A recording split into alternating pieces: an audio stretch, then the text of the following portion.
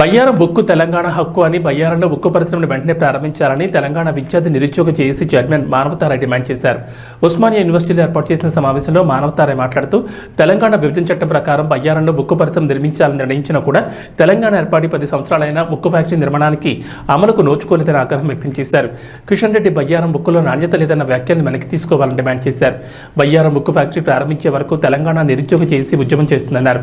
ప్రతి ఎంపీని కలిసి వినతి పత్రాలు అందించి పార్లమెంట్లో చర్చ విధంగా ఒత్తిడి తెస్తామన్నారు. అన్ని రాజకీయ పార్టీలతో కలిసి యూనివర్సిటీలో భారీగా సభ నిర్వహిస్తామన్నారు. చర్యలు చేపట్టాలి. బయ్యారంలో ఉక్కు ఫ్యాక్టరీ నిర్మాణానికి వెంటనే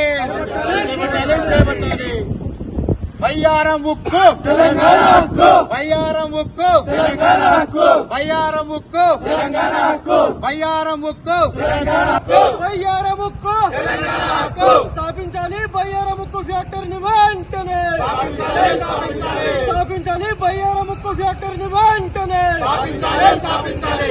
బయ్యారం ఉక్కు తెలంగాణ హక్కు, బయ్యారం ఉక్కు తెలంగాణ హక్కు స్థాపించాలి. బయ్యారం ఉక్కు కర్మాగారాన్ని వెంటనే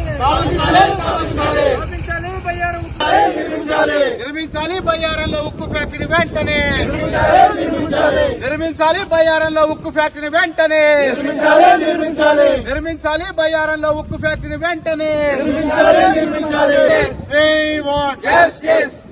స్థాపించాలి. విభజన చట్టంలో పేర్కొన్నట్టు బయ్యారంలో ఉక్కు ఫ్యాక్టరీని వెంటనే స్థాపించాలి. బయ్యారంలో ఉక్కు ఫ్యాక్టరీని వెంటనే సాకులు చెప్పి బయ్యారంలో నిర్మితం కావాల్సినటువంటి ఉక్కు ఫ్యాక్టరీని నిర్మించకుండా నరేంద్ర మోడీ ప్రభుత్వం కుట్రలు చేస్తుంది.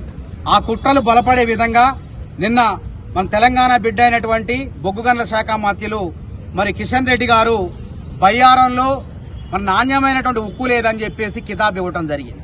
అంటే దీని ఉద్దేశం ఏంటంటే బయ్యారంలో ఉక్కు ఫ్యాక్టరీ నిర్మించాలని చెప్పి మనకు స్పష్టం అయిపోయింది.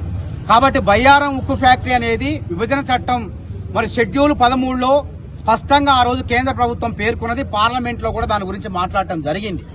కాబట్టి నరేంద్ర మోడీ ప్రభుత్వం 10 ఏళ్లుగా ఈ ఉక్కు ఫ్యాక్టరీ నిర్మాణం గురించి కాలయాపన చేయడమే కాకుండా ఎటువంటి చర్యలు చేపట్టకపోవడమే కాకుండా మూడోసారి అధికారంలోకి వచ్చి దీన్ని బయ్యారం ఉక్కు ఫ్యాక్టరీ నిర్మించకుండా తప్పించుకోవాలని ప్రయత్నం చేస్తుంది.